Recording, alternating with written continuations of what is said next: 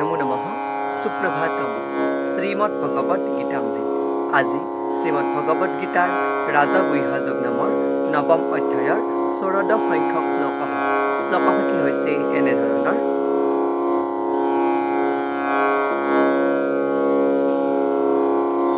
অহং ক্ৰতুৰহং যজ্ঞঃ স্বাধ্যাহম অহমৌষধম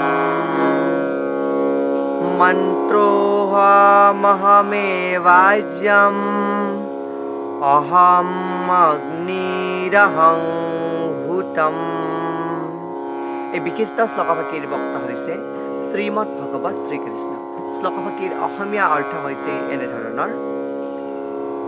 কিন্তু ময়েই বৈদিক যজ্ঞ, ময়েই স্মাৰ্ত যজ্ঞ, ময়েই শ্ৰাদ্ধৰ তৰ্পণ, আৰু ময়েই ঔষধ, ময়েই মন্ত্ৰ, ময়েই যজ্ঞৰ ঘিউ, ময়েই অগ্নিৰ আৰু ময়েই আহুতি বুলি কোৱা প্ৰসংগত ভগৱান শ্ৰীকৃষ্ণই সখা অৰ্জুনৰ আগত এই বিশিষ্ট শ্লোকভাগীৰ অৱতাৰণা কৰিছে।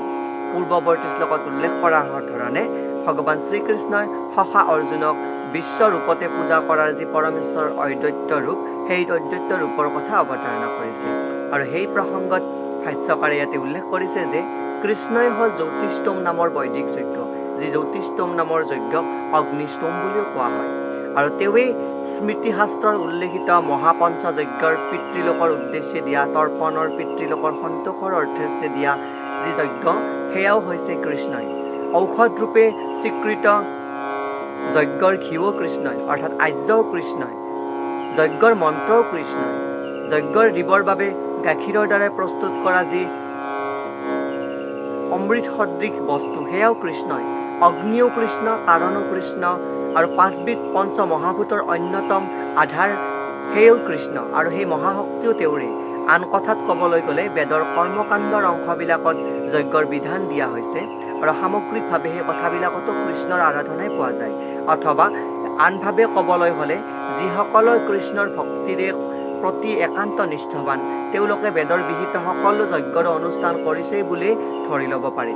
আৰু এই যি মীমাংসা দৰ্শনত উল্লেখ কৰা অনুসৰি যি বৈদিক কৰ্মকাণ্ডৰ অংশ, সেয়াৰ আৰাধনাৰ অংশ হৈছে পৰম পুৰুষ পৰমেশ্বৰ কৃষ্ণৰ আৰাধনাই।